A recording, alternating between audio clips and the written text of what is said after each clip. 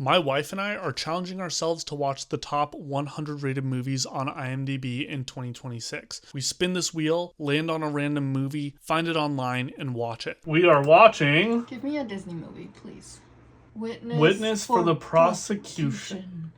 That doesn't sound like a Disney movie. Here is our 5th episode in our attempt to become better cinema watchers. This is the IMDb Top 100. Before we start this video, I'd like to ask you guys to please subscribe to the channel. Every subscriber and every view helps me to continue making videos like this for you guys. So if you are enjoying, please help me out. Witness for the Prosecution is ranked number 64 on IMDb. The film was directed by Billy Wilder, and it was his 15th film. Anel, my sister Catherine, and I had never seen this movie before, but it is available to watch on Tubi, so we found it and turned it on. Witness for the Prosecution follows a veteran British barrister who must defend his client in a murder trial that has surprise after surprise. Witness for the Prosecution is based off of a 1953 Agatha Christie stage play by the same name. The play was adjusted to emphasize the character of the defense barrister. As the credits rolled at the end of the film, a voiceover announces, "The management of this theater suggests that, for the greater entertainment of your friends who have not yet seen the picture, you will not divulge to anyone the secret of the ending of Witness for the Prosecution." This was to remain consistent with the advertising of the film, quote, "You'll talk about it, but please don't tell the ending," unquote. The film reached number 1 at the American box office for 2 weeks in a row, and Agatha Christie herself considered it to be the finest film derived from one of her stories. The film was nominated for 6 different Academy Awards, but ended up not winning any of them. Critical reception for Witness for the Prosecution was incredibly high. The film has an 8.4 out of 10 on IMDb, a perfect 100% with critics on Rotten Tomatoes, a 95% with the fans, and the film has a 4.4 out of 5 on Letterboxd. We finished watching Witness for the Prosecution.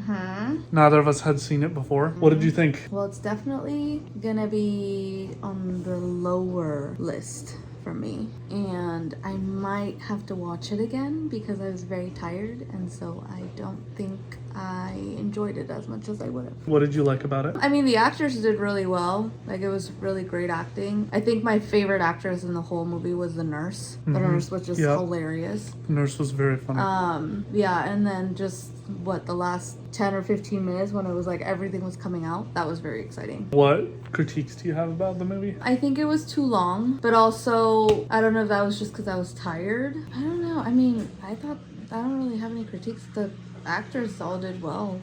Like, I think it was filmed well. I've recorded all of my thoughts here in my handy little movie journal where I've been recording my thoughts on movies for 2026. If you'd like to get a copy of that, the link for that is in the description below. Never having seen Witness for the Prosecution before, I think it is such an interesting film. Obviously, Agatha Christie is a brilliant writer, and so the film has a slow build, but it never lets up. Once it presses on the gas, it just continues to press it further and further toward the metal, and it never stops. I want to call out Marlene Dietrich and Charles Lofton because their acting in this film was absolutely stunning. They were flawless and they played off of each other so well. Their dynamic was incredibly interesting. Not to put down the other actors, I think all of the actors in this were phenomenal, but those two in particular really stood out to me. Also, Elsa Lanchester is absolutely hilarious as the barrister's nurse. She is so funny to see. I've seen her in several other movies and she is just a joy to watch. The staging of the actors in this film was super well done,